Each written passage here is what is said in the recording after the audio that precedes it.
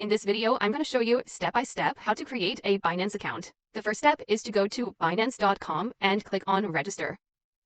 Here, type in your email address and click Next.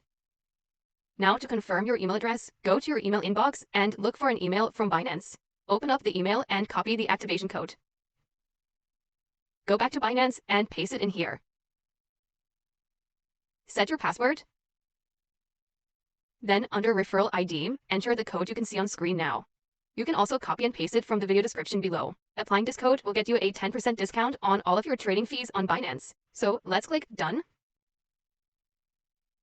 Now, to use your Binance account, you'll also need to verify your identity. This is going to take about 7 minutes, and you'll need a government-issued ID, like an ID card or a passport, and also a proof of address, like a bank statement or a utility bill.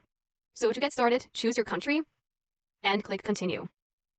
Now we have two options. You can either use video identification using the Binance app, or you can continue here on your computer.